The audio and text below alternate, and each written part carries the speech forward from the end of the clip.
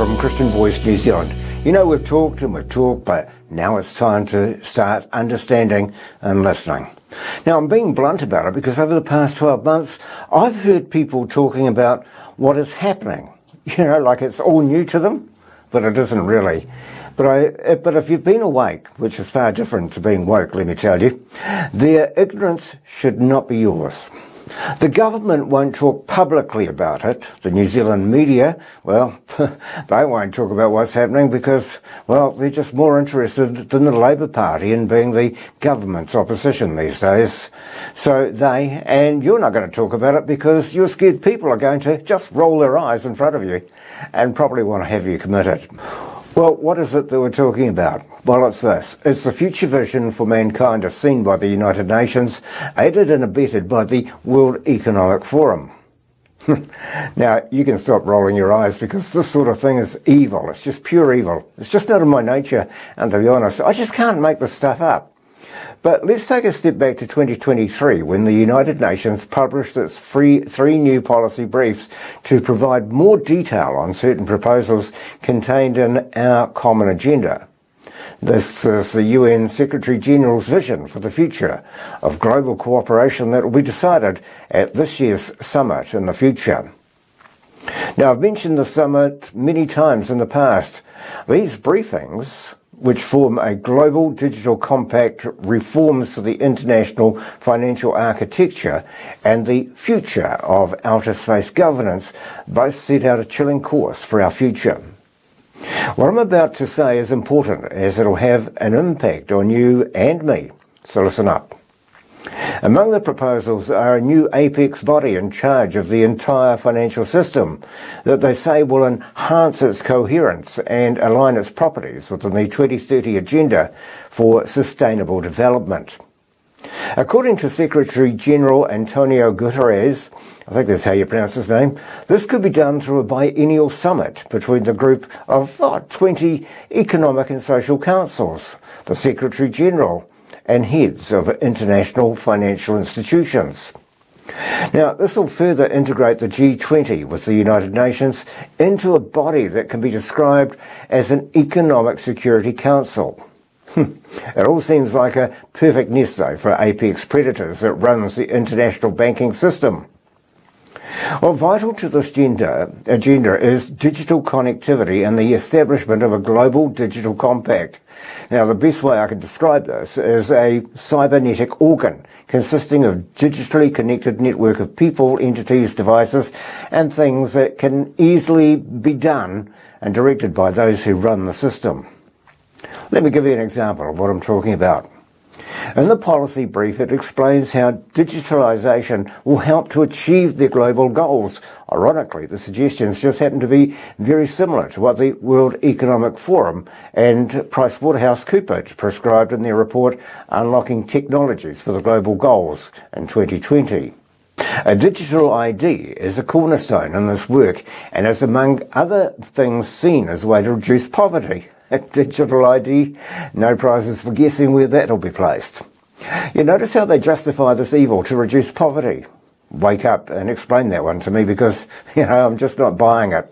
And the reason I'm not buying it is because the UN Secretary-General's high-level panel on digital cooperation's report, Age of Digital Independence from 2019, it stated that a digital ID can help unlock new opportunities, but it can also introduce new risks and challenges. They can be used, they say, to undermine human rights, for example, by enabling civil society to be targeted or selected groups to be excluded from social benefits. Tell you what, that bell's starting to ring, isn't it?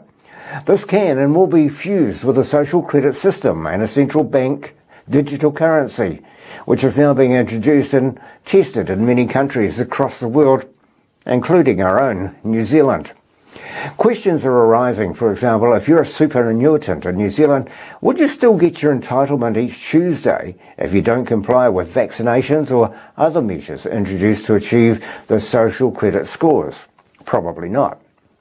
Now, to receive your daily bread, you've got to obey and accept the instructions from the masters that run the show.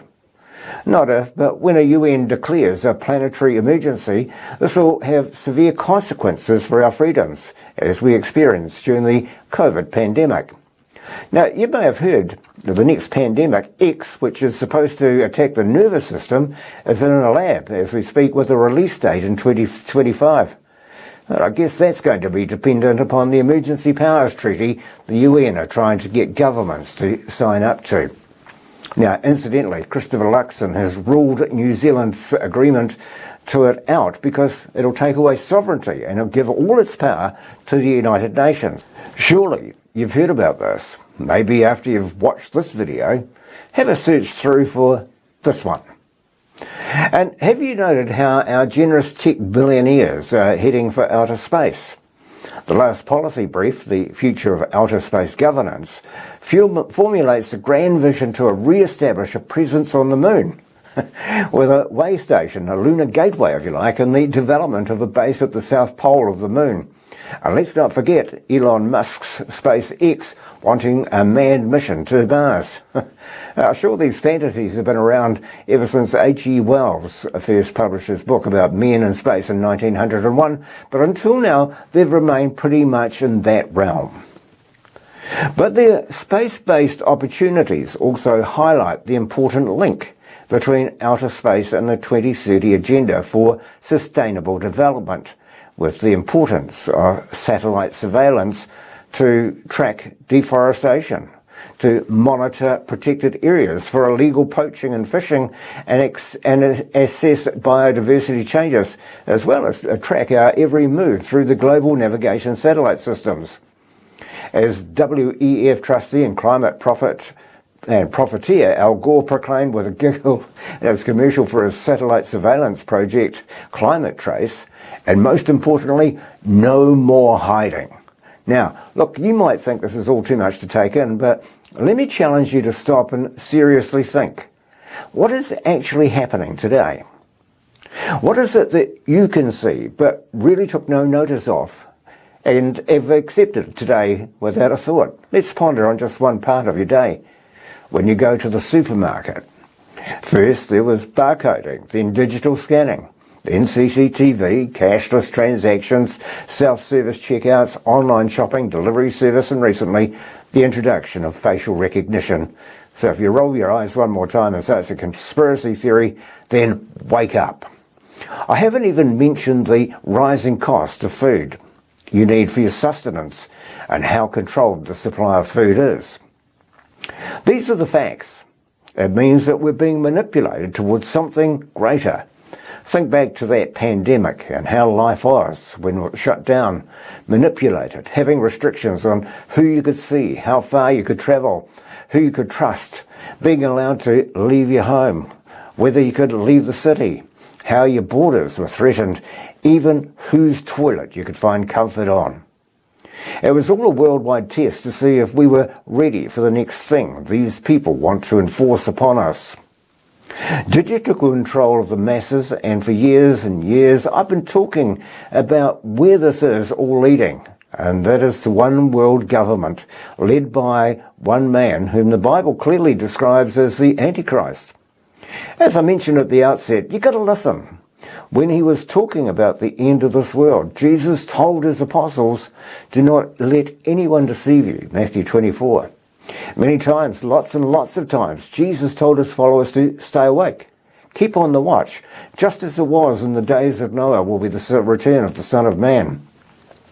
Stay ignorant if you want, become a puppet for those who just want to pull your strings. Noah had to listen to the voices of those who just didn't listen, wailing as the rising waters consumed them. I said I was going to be blunt. You may scoff, disbelieve what we're saying here today, but, well, what is it that we're saying here today? What is it that we're warning you about? What action must you take? And don't I know, when your security, when your freedoms, when your world cave in on you, when you realise you've been played, when it finally all clicks, you were warned. I guarantee you, God will hear your cry for help, just as Noah heard in his day. But Noah couldn't save anyone once that door of the ark had been closed and the rain started to fall. Despite the warnings, despite the mocking, despite all the persecution suffered by Noah and his family, The door to the ark was open. It remained open for many years until the work had been completed. All it took was for someone to stop, listen, observe, then understand. What's happening? Instead, they just rolled their eyes. It was too late. So why should God save them? I've spoken of the vision of the United Nations, the World Economic Forum, and the elites of this world, what they have in store for us. But let me give you my vision, my understanding. The rain is falling, and has been for some time, and the earth has quenched its thirst, but now it's full. It's had enough, but the rain keeps falling, and the puddles are starting to form. The way of salvation is still open for us. For how much longer? No one knows. But we need to take that opportunity today and not put it off till tomorrow, as the puddles on the ground are growing even deeper. The time is now to stop, to ponder, to act before it's too late for you and your family, your community, your country, and for this world. And if this message isn't blunt enough for you, have a read of your Bible.